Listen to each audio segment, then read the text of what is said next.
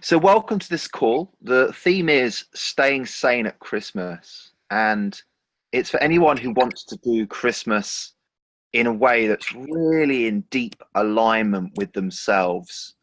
And let's face it, that does not happen unless you're amazingly lucky and you're surrounded by a really conscious community of people. This often does not happen. In fact, I'd go so far as to say that the default of Christmas is not only dysfunctional, but actually insane. So we're going to explore that a little bit. We're going to dig into that. We're going to look at what's going on with this whole Christmas thing, and not from a. We're not going to get into too much doom and gloom or too much conspiracy theory, but we are going to have a little look at what's happening, and then we're going to look at some alternatives of maybe what do we want to experience instead. You know, anytime someone says they don't like something, well, I'll challenge them and say, well, have you got a better idea?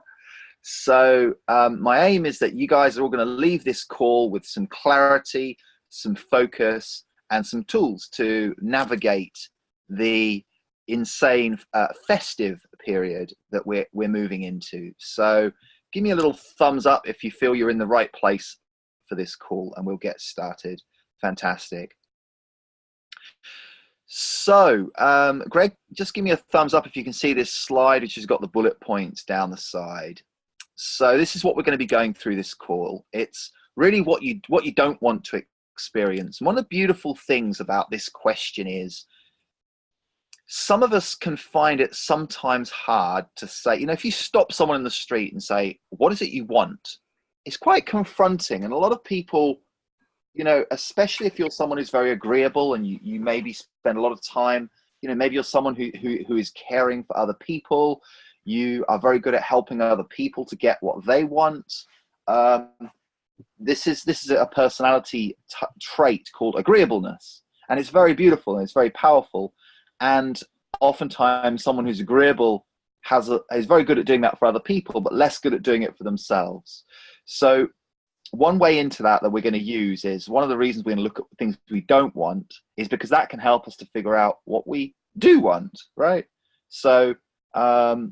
It's the same thing, you know, we're shifting from problems to opportunities. And that is a shift in paradigm. That is a shift in focus. That's a shift in where we put our awareness. So this is what we're going to go through today. Oops, let's just go back a slide if I can figure out how to do that. What we don't want to experience in order that can help us to figure out what we do want to experience. Now, one thing you might like to do, here are some of the suggestions of what you may like to experience, is using some time this month to go through the last month, that's the last year, and I use Grammarly pretty much every time I type on my that is very funny. Sorry, there's someone trying to talk to us from the computer here. There we go. Stop it. Enough. So I'm just demonstrating to you that one does not need to be perfect in order to move forward and to make progress. So so that's just a little demonstration of that. If you need me to be perfect, if you're listening to this recording and you're like, you know, you're going to get upset by mistakes that I made, well, that's okay. But if you need me to be perfect, you're probably not in the right place, because I'm not. And I've given up trying because it's way too much hard work. However, if you are someone who wants some juicy value and you want some good stuff, then you know, that's useful, then you're in the right place.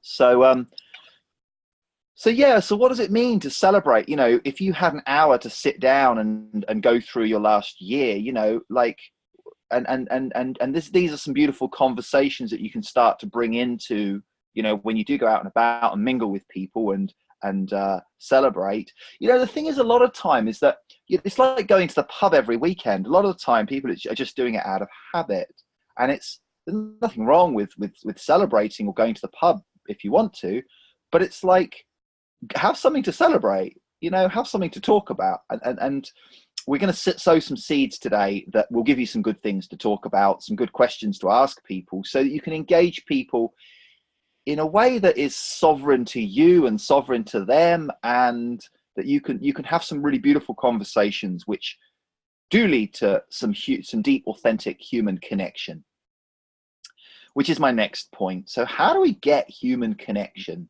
That's you know, I think that's one thing that people really want. I mean, here in the northern hemisphere, it's winter and it's cold, and you know, we want meaning. We want some kind of human connection, something that we you know, something that we leave the party or whatever feeling good, feeling inspired, right? Another theme here is another point here is actually, what do you want for 2019?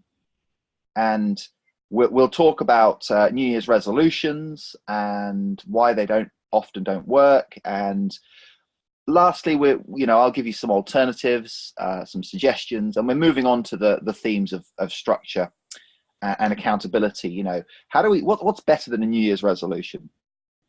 So let's dive right in. Let's talk about some of the insanity. So what is the craziest thing? You can type in the comments. What is the craziest thing that you have experienced at Christmas? Okay, what is the most insane thing that you have experienced? And what's going on there? So I've got a little list just off the top of my head here, and you know, we can pick these apart a little bit, but hyperconsumerism is basically it's the addiction to shopping. It's buying stuff because we want to buy stuff, and you know, it's because we get that little dopamine hit. It's the dopamine hit of buying something, and sure, it feels good. But the problem with it is that it doesn't necessarily last. And, you know, you may have seen these scenes of carnage where you've got kids opening tens of presents. There's a pile of wrapping paper, and they can't even remember what was in the presents because they're looking for the next one. They're like, oh, what did Auntie Bob, what did Uncle Bob give me? You know, what's the next one? The next one, the next one. So it's we've got to just have a really good, honest look at what's actually happening, because most of these things start with a good intention, right? People think, well, I'm going to get my family together. And what are we teaching our kids? You know, not if we don't have kids ourselves, what are we teaching kids around us? You know, we may be an auntie or an uncle, or, you know, have kids in our friendship groups, but what is the lesson? And you know, there's some really strange things going on with Christmas. Like, what is this whole thing about how there's some old man who, you know, you don't know, he's a stranger, and you take your kids up to see this funny old man in a funny costume. He hasn't even got a real beard. He's got a sort of cotton wool on his chin. And he looks at the little kids and he says, well, come and sit on my knee. And have you been a good boy? Have you been a good girl? What does this even mean? Is this me, or is this a strange thing to do, right? And oh, but it's Christmas, and it's, you know, we don't want to miss Christmas because it's for the kids. And you know, then we've got this I want, you know, these ugly temper tantrums from kids who've been so whipped up into a frenzy by the media, by their friends at school, by their parents, by their relatives, into this whole thing of I want. And let's face it, there's a little child inside a lot of us, and you know, we can see where that came from. Have you seen any of those things that I've been describing? Has anyone seen any of those things? If you've got more insane things that you've seen, like heard stories of people going into thousands of dollars of debt in order to do Christmas, and then spending time paying that off. You know, these are the kind of things that, like, you know, people want to give, and you know, we all know, many people on this call know about being in the gift economy, and it's a beautiful thing to give. But is it really giving if you're digging yourself into a hole of debt? Would anyone want someone to take out a loan to gift them? You know, really gifting when it's at its best is gifting from the overflow. It's gifting from a full barrel, not, you know, digging down into reserves and taking out loans to buy presents. So, you know, for me, this is insane. And Has anyone here, I'm going to put my hand up on this one, fighting with loved ones. Has anyone ever ended up fighting with loved ones, either arguing or, you know, because this is something that I know I'm not the only one. So No, my parents are actually getting divorced for Christmas this year. okay, well, there's ways to No. do it in good ways, and there's ways to do it that create pain and suffering. So yeah, I hope it's the first one, if that's what they've decided. So Rebecca here has said that her grandpa was Santa in the town one year, and she was 6. Her parents had to tell her the truth from that day on. And a housemate that stole the rent to buy us all presents. Well, if that's not insane, then what is? And so you know, how does this leave us feeling? Because this is the bottom line thing. How do we feel at the end of it? I don't know about you guys, but I have spent a lot of time at this time of year. I've kind of like I've been rejecting the kind of the mainstream way of doing things for a while. And one of the best Christmases I ever spent was I borrowed a friend's longboard when I lived in a warehouse in Surrey Hills in Sydney. And on Christmas Day, I just went like riding down all these hills around Surrey Hills and just on this skateboard, because there was no cars on the road. So I could just like cruise down the roads. But, you know, I've spent a lot of time. People have this look of horror that would come across their face. And they say, well, what are you doing for Christmas? And I'd be like, I don't know, I'm just going to chill out. And they'd have this look of terror come across their face of like, oh, you poor thing, you must come and spend time with us. And so I tried that, and you know, they weren't really people I knew, and I didn't really, I actually realized that I was happier on my own, just chilling out. But there was still a sort of a feeling of emptiness. And one of the things that's changed for me now is that this year especially, I'm like, what is this period about for me? It's not about me being against anything anyone else is doing. It's everyone makes their own choices, right? So this is about, what can I do? What is the positive? What do I want? And if we just flick back to this insane list, you know, one of the things that I haven't put on here is that we've got this. We've got this. Can you see me as well as the screen? Am I on your screen? Yeah. So we've got this thing where, you know, there's this thing of saying it's for the kids, and we've got two things kind of pulled together. Now, there is something magical about the fact that it's winter and it's the 21st is the longest night, and then it starts to get lighter again. And that's a beautiful thing.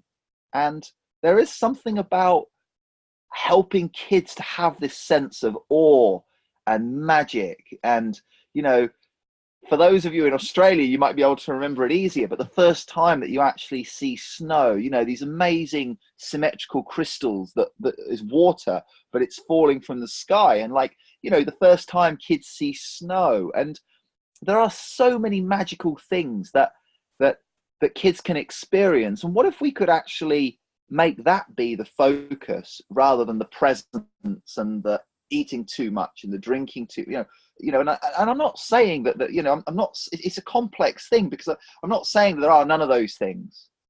But what I'm saying is that this is a very, very, very clever little thing that's happened here, where the forces of consumerism have taken the magic and the beauty and the awe, and they've managed to link that in with, therefore go spend your money, therefore go buy this thing.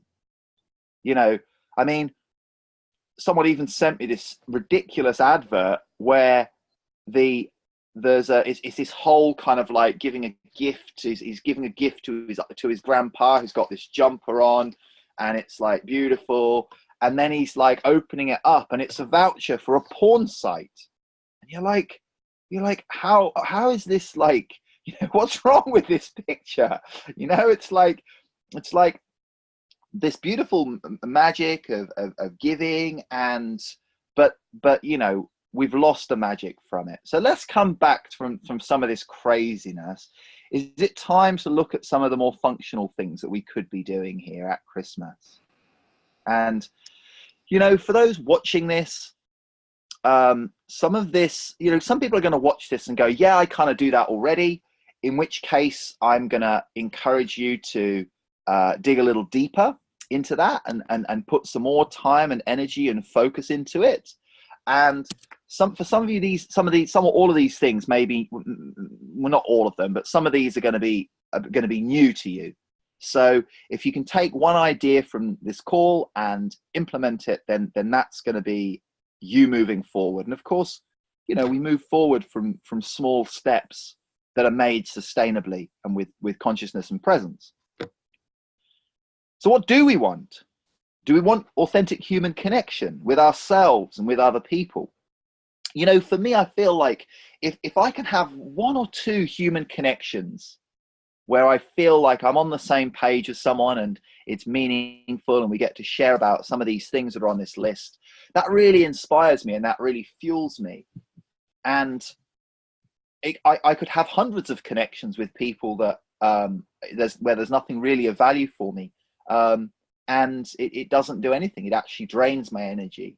So this is, you know, starting to have an awareness of our own energy and what gives us more energy and what reduces our energy. So authentic human connection, delicious, healthy nutrition. You know, more is not always better. I guess I'm probably going to be singing to the choir here, you know. So we all know this, but just have a little show of hands or a little nod if you have ever eaten too much at Christmas. You know, this is a big one for me. I like to eat, you know, it's good entertainment. And so why do we do it? You know, why do we do stuff that we end up not feeling good after? It's not a surprise, right? It's not like a mysterious equation, you know. Eat too much stuff that is not. So at what point do we override our body, override that point inside us where we know that, nah. And you see, once you've passed that line of knowing that this isn't good for you, it gets harder and harder, right? Because you've kind of crossed over onto the other side, right? So but how can we get more of the magic, awe and wonder back for kids? How can we have gratitude for life's gifts? See, we're not short on presents, we're short on presence. So, you know, if someone's had a year where beautiful things have happened,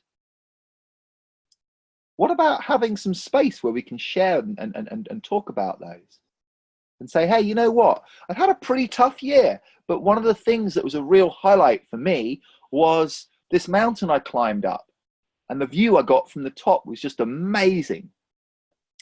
Or here are my 20 photos from the year that are my you know, my favorite things that happened. This some of my key things this year. So really actually having time to celebrate. And I think oftentimes, I know in my family that people sometimes feel uncomfortable if I suggest that.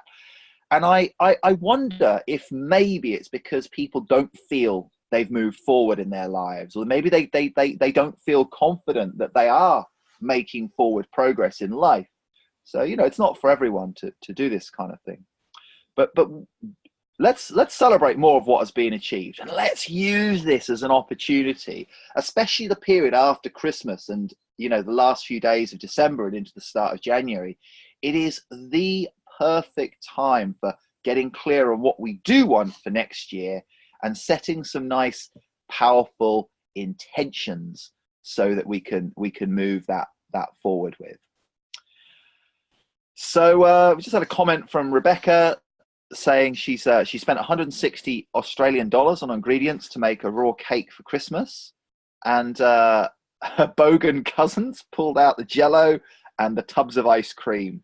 Well, if you don't know what a bogan is, you can probably figure it out from that. But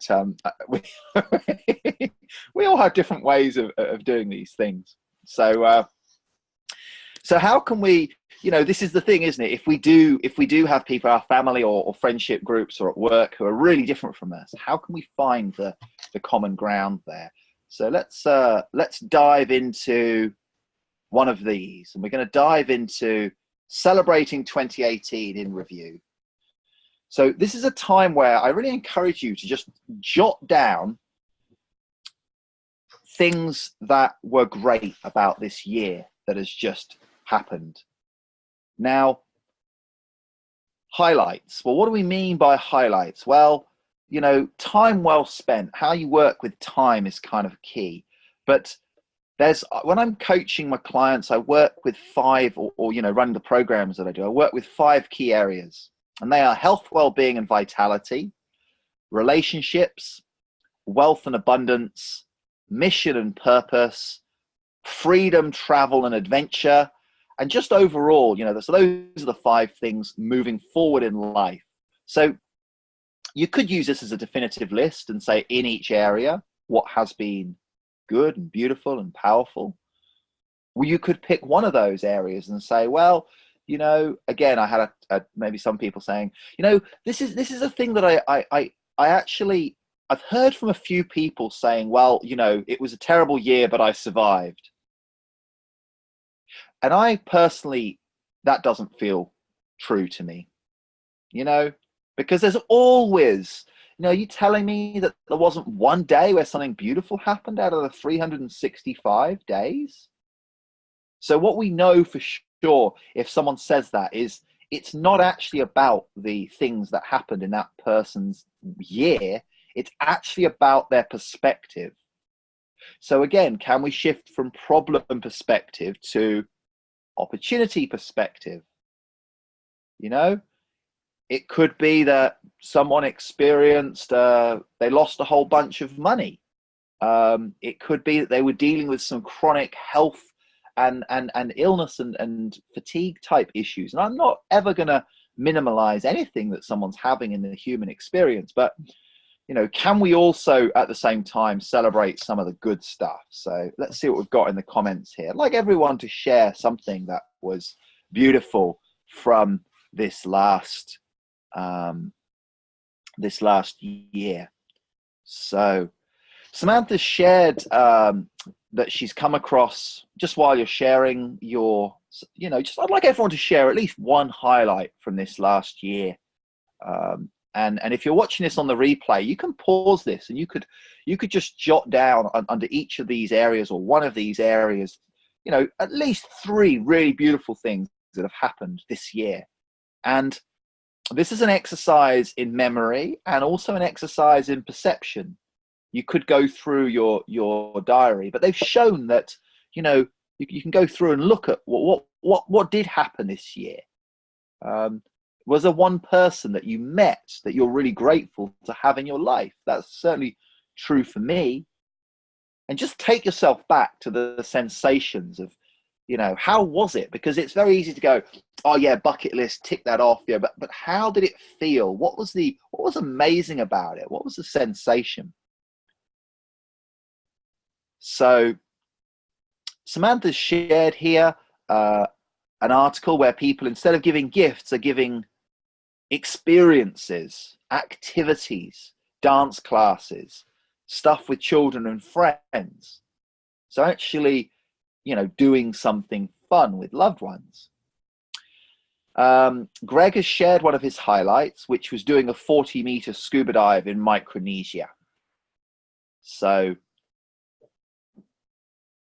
Rebecca has, one of her highlights was connection in Bali and meeting a monkey called Lola, who was at an Airbnb, right? Who was there, a beautiful monkey who actually that monkey was didn't like women, but was would flirt with any men that went nearby. And I got a beard grooming from Lola the monkey, so that was a really cool memory. And isn't this fun when you kind of like go there with someone else? You know, it's fun to remember these things on your own, but when you remember them with someone else, there's that resonance of those good memories. And we'll just see if anyone else wants to share something here. Samantha, hopefully you've got one to share. But having a deeper connection with an old friend who appreciated my companionship. That was one from Greg there. So, you know, they don't have to be like, you know, I climbed Everest or something. It's just these moments, because, you know, life is a bunch of moments. And I have this feeling like, you know, just imagine for a moment, right? Imagine you were the universe, or you were God, or you were an omnipotent being, which incidentally, I believe that we are. But imagine you're sitting on the other side and you're kind of looking down all these people, and you have a goodie bag full of these amazing experiences, and you give out some of the little ones. You drop out some little ones. So, you know, you give Greg this, who knows if it's a little one or a big one, but you send out this experience of Greg's friend saying, hey, Greg, I really appreciate that time we spent together. Or you drop a £5 note on the pavement and watch who picks it up. And then you notice at the end of the year, well, who even remembered the magic? Who celebrated it? Because, you know, they've done studies where they've shown that some people, they don't see the £5 note, but they'll notice it's raining, and they'll get to the other end. They go, oh, it's a terrible day, it's raining. And then there's someone next to them, exactly the same day, they went through it and they picked up the £5 note. And they're like, oh, look, I'm lucky, I found £5. Now, if you were the universe dishing out experiences from your big bag of amazing experiences, who would you want to give the experiences to? Are you going to give them to the person that doesn't notice them, doesn't even, you know, let alone don't appreciate them, doesn't even notice them, and instead focuses on all the whinging? Well, they can have all the whingy things. Give them more of those things to deal with, you know? Give them more of the traffic jams, the breakdowns, the hidden, unexpected bills. You know, they've got to go somewhere. They might as well go to the people that really notice those and whinge about them. And what about all the good experiences? What about the beautiful sunrises, the amazing health, the good times, the good people? Where are you, if you're the universe and you're omnipotent, where are you going to give those? Well, duh, you know, you're going to give them to the people that appreciate them. So this is why gratitude and celebration is so powerful. So, you know, last year we did a gratitude journal in the Best Year of My Life coaching program, where it's actually like a gratitude jar. You get a bit of paper, and every time something really epic happens, you write it down on a bit of paper, you fold it up and you put it in the jar. And then at the end of the week, you go through them and you throw half of them away and you keep the best ones. And then at the end of the month, you go through them again, and you always just, you can let go. Some of them are just like, yeah, another, but then some of them, and at the end of the year, you've got this jar of really cool things that happened. So that could be something to put in place for next year. So Samantha has shared here, she took a beautiful 11-day vacation across 13 states. Amazing getting to travel for the first time in her own car, driving through these different cultures, experiencing a big festival out of state for the first time, meeting great people. She got a matching tattoo with her best friend of 10 years. It's a hummingbird. Learning about human design and getting into her personal self-healing practice and happiness. So, you know, this is good. This is juicy. So, you know, if I'm universe with my big sack of stuff, yeah, definitely going to give Samantha some more of that. So let's move on. Let's talk about authentic human connection. But just before we do, like, you know, could any of you see how you could weave some of this into your conversations with, you know, people when you're out and about? You know, it might be like, you know, with one of my brothers, we get on really well, but he's not really the kind of guy that will sit down and check out his belly button and sort of have a look, you know. But I'll say, well, what was great about the year? And he'll say, oh, being a dad. And that's it. And I'll be like, awesome, you know, and that's it. You know, that's enough. It doesn't have to be that the person's interested in self-development. You know what I mean? It's like a good conversation, you know. I don't know about you, but like, I get bored of talking about like, oh, look at Fred's reindeer jumper. Isn't that, look, Fred's done well this year. Look at his he's got, look at his love, look at his, or laugh or take, you know, whatever. Like it's like, you know, if you like reindeer jumpers, nothing against that, but like, you know, or Auntie Flo's cooked the best Brussels sprouts again this year, or, you know, whatever. But there's so many opportunities to shift the conversation into some meaningful stuff that, you know, so, and being prepared is key. You know, if you've spent time to jot down some of these things that if someone says to you, you know, well, how was your year? You've got some good material there. You've got some good juicy stuff to, you know, to share there. So let's talk about What does it mean to have authentic human connection? So just imagine getting to the end of the year and just knowing that you've spent some really good time connecting with your friends and family over Christmas, and you just feel good about it. And there's no compromise. There was no, well, it was mostly good, but I felt a bit yuck, or I ate too much, or just imagine it feels 100% beautiful and good. So I'm going to share a couple of tools with you here that are very practical, very simple tools that we can use. So let's dive into these ones. Here we've got human design. So I'm going to give you a very brief overview of human design.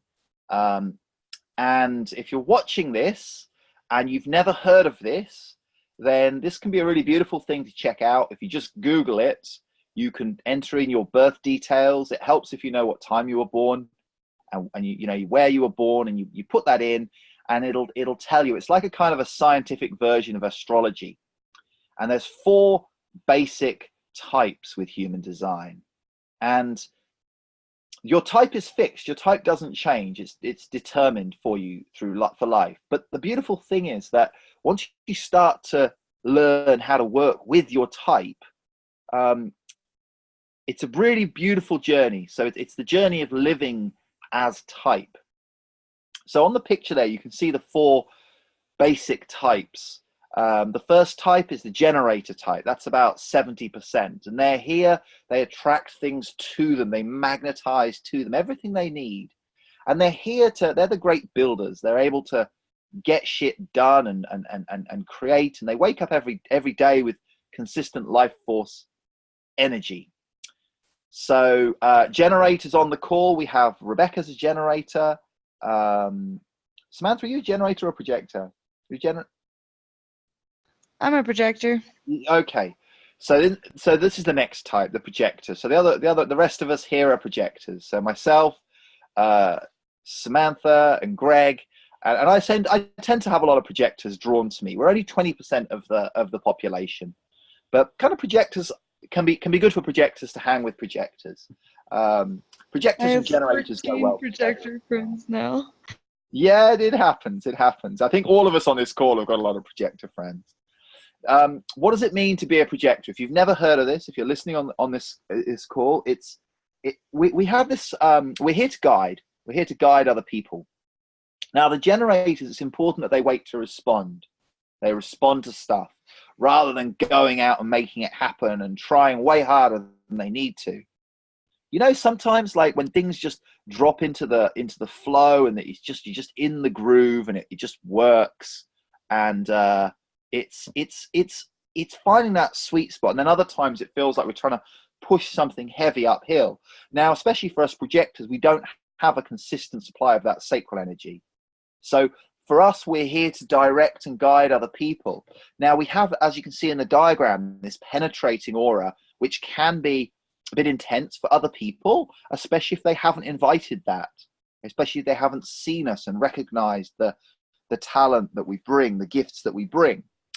So with this, this is why our strategy is to wait for an invitation. Okay, when you do your chart, it'll tell you what your strategy is. So I'm just giving a basic overview. The next type is the manifestor, and they're 8%, and they have this kind of almost jaggedy, kind of repelling aura, and it's designed to kind of almost push people out of the way so they can get stuff done. I've been listening to a lot of Jordan Peterson recently, and he actually sometimes he comes across, people say, oh, he's an angry guy, and anger is actually the not self theme. It's when you're out of alignment as a manifestor, and that is Jordan Peterson's type. Okay, so he's a manifester. The manifester is here to inform us about things. And with that guy, if you know anything about his work, it's really how he rolls. He's letting people know. He's informing people, and that's so that the manifester can find peace. Okay, the last type is the reflector. 1% of the population have this type. Very, very unusual. They're very, very open. They feel everything around them, and they can change over the course of a 28-day lunar cycle. They really can be different. So it's important for them to not make decisions when they until they've really, not to rush into things, to really take time to feel it all out. Okay, so you don't tend to meet so many reflectors. I've met a few, and they have this, their aura type is this reflecting and sampling aura type just there. So why do I share this? Why is this relevant at this time? Well, when you start to know the types of people that you're hanging out with, you can really easily and simply interact with them in ways you can just understand them better. So if someone's a projector, they like to be invited, and not just any old invitation, but an invitation which is like, hey, I see you and I'd like to invite you to this. There's an acknowledgement there. There's some value in that invitation.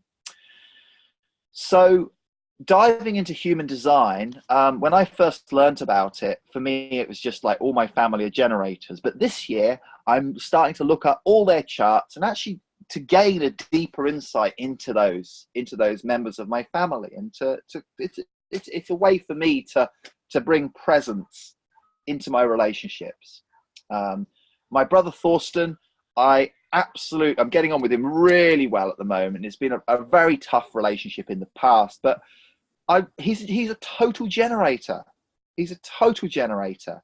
So, and so the last time he came to visit me just over a year ago, he helped me fix my boat. He got it done. He didn't want to hang around, faff around. It was like, boom, boom, boom, get the job done, move on. And I just really found a new appreciation of him, just seeing him as a generator, that power to, he's one of those guys who just gets stuff done. And I love that. So that's just a little example there. So let's move on to the work of Byron Katie. Here she is, Byron Katie. And around about 10 years ago, I dived deeply into this modality, and it really shifted things forever. And it's such a powerful tool to shift from the problem perspective, which generally when you think there's a problem, it's someone else's fault, to start to take some real self-accountability and come back to the self, and to do that in such a loving and kind way. And if you've ever seen this one before, anytime you point the finger at someone else, you notice, oh, hang on a minute, there's 3 fingers pointing back at me.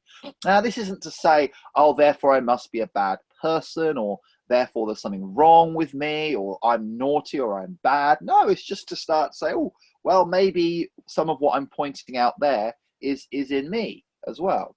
Okay, and this is a way of coming more into peaceful alignment with reality. Now, a lot of the time we hear people say, oh, don't be judgmental. But can anyone here put their hand up and say that they're never judgmental? Like, judgment is part of discernment. And what you see outside of you in the world happening, we need to be discerning. The thing is, if there's a charge, if we look at someone, if I look outside and I'm like, geez, Christmas, this is insane, that's okay. But if I'm like, oh, these people are so insane, and I can't believe they're doing all this shopping, and people are buying too much stuff, and normally other people can spot this much more easily. It's when I've got a charge. So just give me a little thumbs up if you can feel the difference there between when I've got a charge on this or when I'm just, yeah. So anytime you have a charge, let's face it, we do judge. And the cool thing about this work of Byron Katie is you can use it. You can use this finger pointing this way to be able to say, oh, yes, I am judging that person, and I'm going to write it all down, and then I'm going to question that. And here are the 4 questions. So let's say my belief was that people shouldn't buy so much stuff at Christmas. I'd be like, people shouldn't buy so much stuff at Christmas. And then I would go through it, and I would ask these questions. Is it true that people shouldn't buy so much stuff? Can I absolutely know it to be true? And how do I react when I think that thought? Well, I get all tense and about it. Okay, well, how would I be without that thought? And then I do the turnaround. So this is the work of Byron Katie. And this is a really powerful tool for anyone that wants to do some self-inquiry. Okay, so it also means that anytime you have something come up, you know, I don't know about you guys, but for me, when I'm around family, it can stir stuff up like nothing else.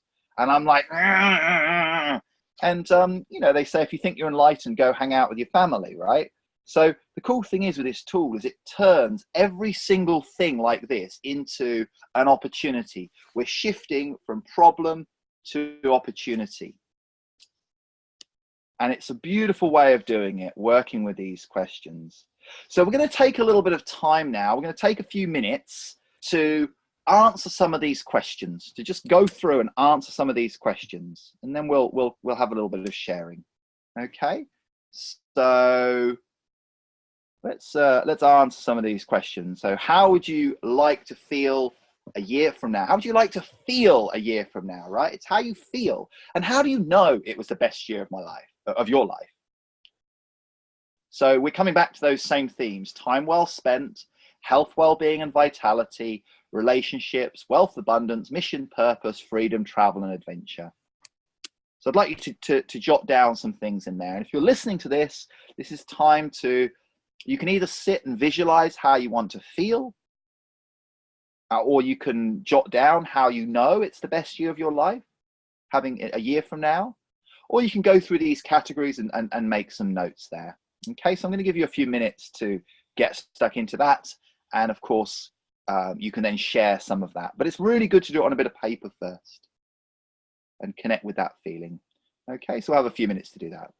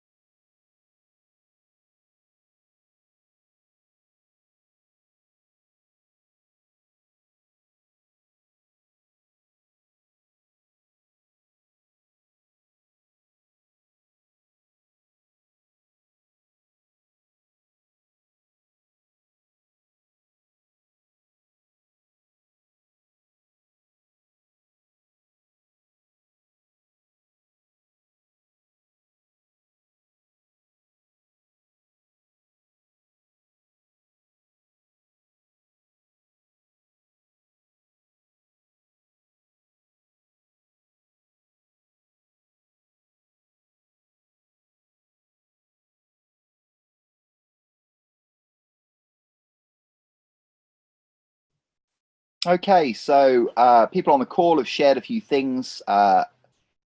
Rebecca would like to feel success and that she's achieved her goals.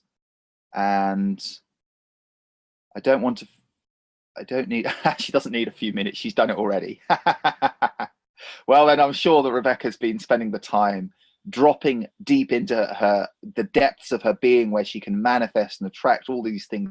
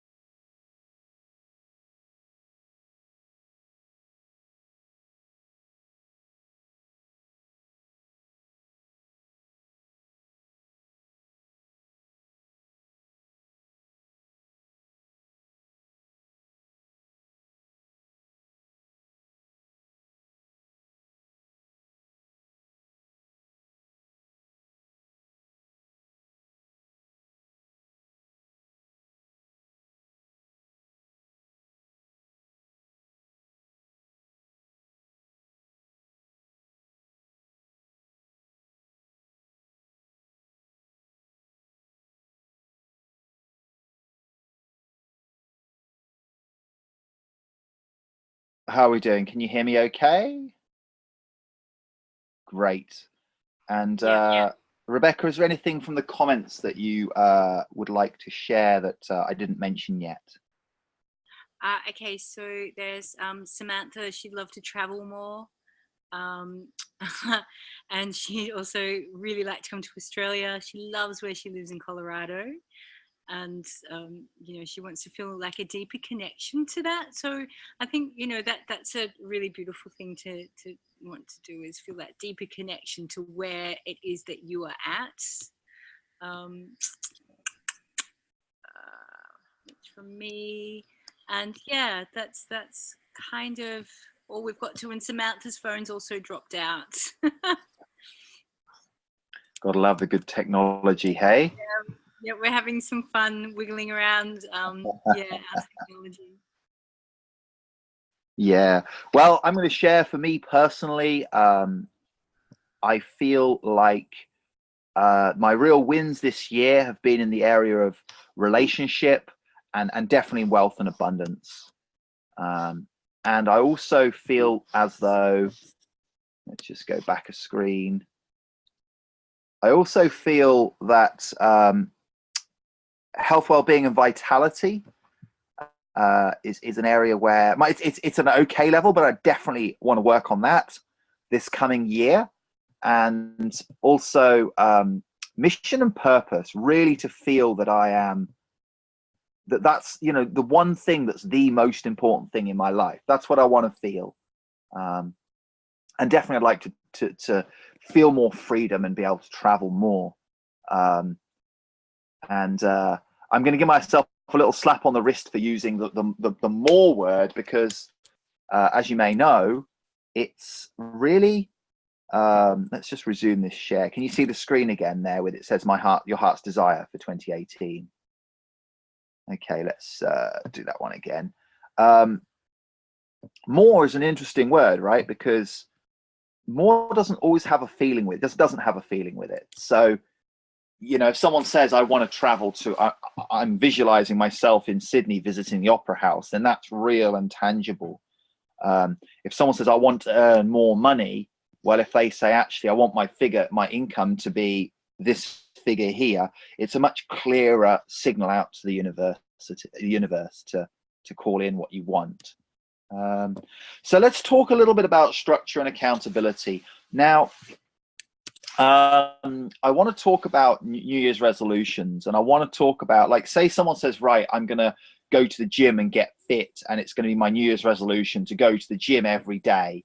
The research has shown that this generally does not last. I'm not saying never, but generally it doesn't last. Generally it gets to, like, you know, maybe 1 week or 2 weeks in, and it starts to kind of fall off. So why? Well, the reason is that there's this kind of sort of struggle, there's this tensions, this struggle set up between going to the gym, not going to the gym.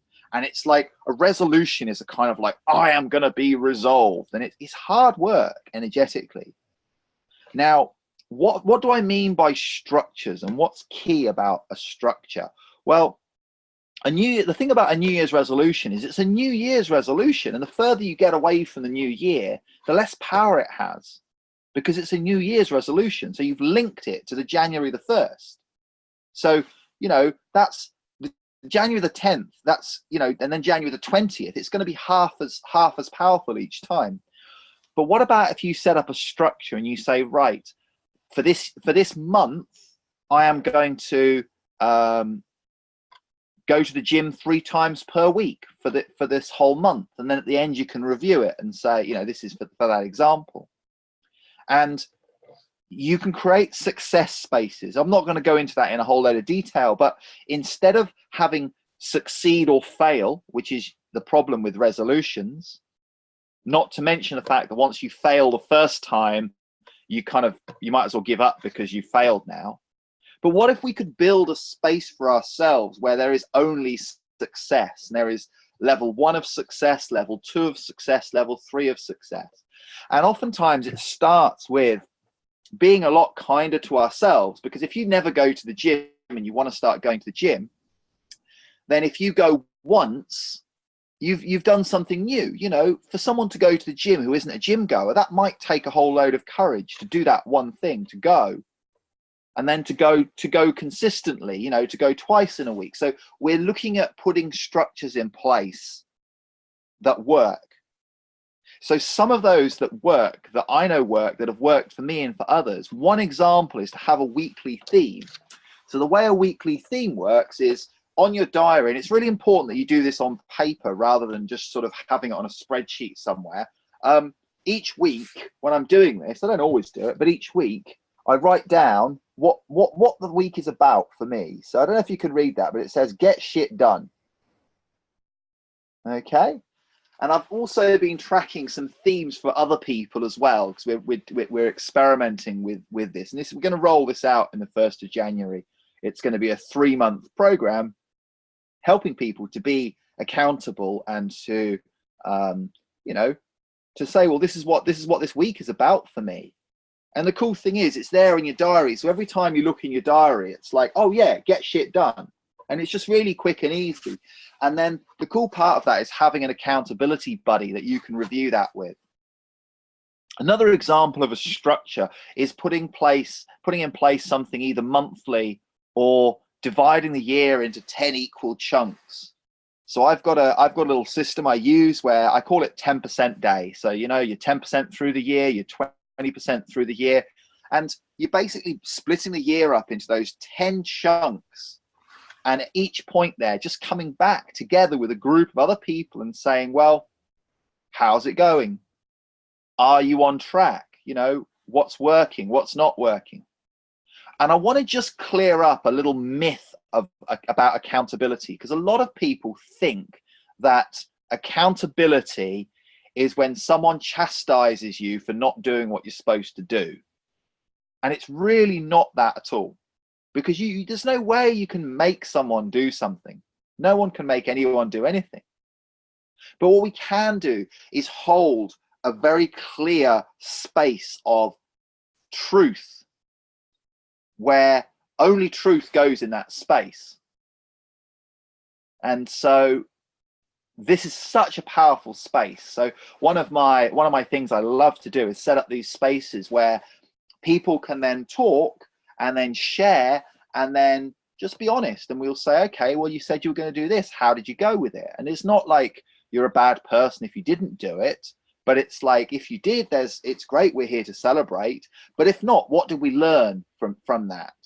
And it's really not about keeping people accountable. Nobody can really keep anybody else accountable. All we can do is create a space, create that container where accountability can happen. What is accountability? Well, if you have an accountability buddy and you have an accountability conversation, it's different to a chit-chat conversation. Okay, it's not a conversation.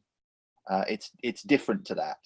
And there are certain things that happen in accountability conversation where people listen and share in a different way, where we create the space where, instead of it being like a conversation where it's like I talk and then you talk and you're thinking about what you're going to say and then I'm thinking about what I'm going to say, and it's like back and forth, back and forth. No, it's something slightly different. We're listening, and we're listening for the resonance of truth as it comes out of that person's mind, as it comes out of their mouth. We're listening as it comes out of their body. We're listening for the resonance of truth. And any one of these structures is really powerful. And you know, we can put a few of those together. Now, if you're not already in the group, The Best Year of My Life on Facebook, it's a free group that's free to join. And I will be sharing, you know, when the opportunities, when the doors open for these different programs, I will be sharing about that.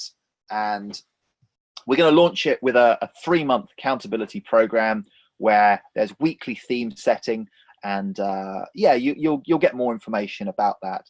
But this is a perfect example of a good structure for putting things into place so that you do have the best year of your life, right? So you know, let's just take a moment now to really all connect.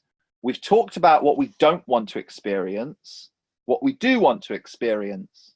We've talked about authentic human connection. We've celebrated 2018. We've looked at the heart's desire for 2019. We've talked about structure and accountability. And we're just going to come back now to imagining ourselves on the 1st of January. It's not far away now. It's a couple of weeks from now. Just close your eyes and go inside. And breathe. And I want you to feel the resonance of the cells in your body, the aliveness of the cells in your body that are vibrating, permeated by the love that's in your heart, the love for yourself and others, and the desire that's in your heart, that is the desire to achieve certain things during the year, to experience certain things during the year.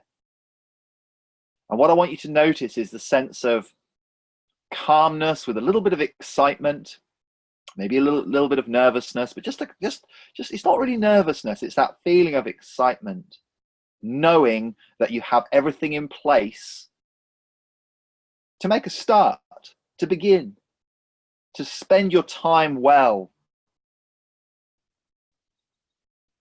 And just notice how you feel inside yourself. And it's a feeling that no one can take away from you. It's a feeling that no one can give to you, because it's that feeling of knowing that you're getting your own house in order, that you're sorting things out for yourself so that you can be, you know, you can't go out and be in real high service to others if you haven't sorted your own house out first. And once you've got things in order, then you can go out and do these creative things. You can contribute, you can bring your gifts to bear, you can start to let your real talents shine. And imagine a world where everyone did this. Imagine a world where everyone set the intention, said, yeah, I'm going to have the best year of my life this year. Imagine getting to the end of 2019. It's exactly 1 year from now. It's the 16th of December. Notice how expanded you feel inside. Notice that You've had some adventures.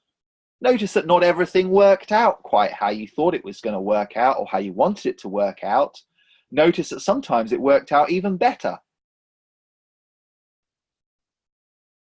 Notice the relationships that you have, the new relationships that you have, the existing relationships that have grown deeper, the inspiring people that you're connected with. Notice that your wealth and abundance is different. You have a different relationship with money. You have more confidence in yourself to pull in all the resources that you need. You have the time, you have the money, you have the abundance, you have the energy, you have the inspiration. You've just had the best year of your life, 2019. And you are now ready to build on that. You're now ready to build and take it to the next level for 2020. Just take a moment to notice, looking back, the commitment that you made to yourself. And we're going to come back to present time. And I'm going to invite you to make that commitment right now to yourself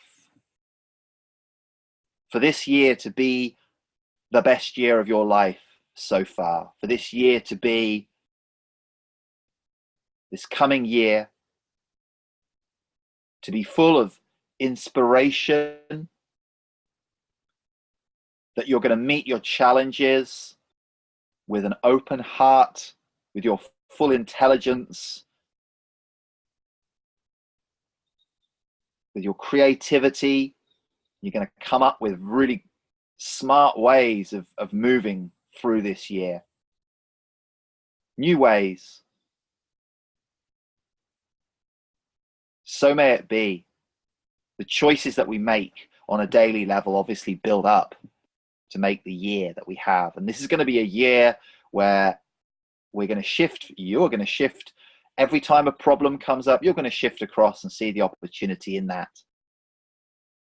So it's going to be an amazing year. And I hope that this festive season is full of good, beautiful human connection and meaningful time spent with loved ones, and that you have some beautiful experiences.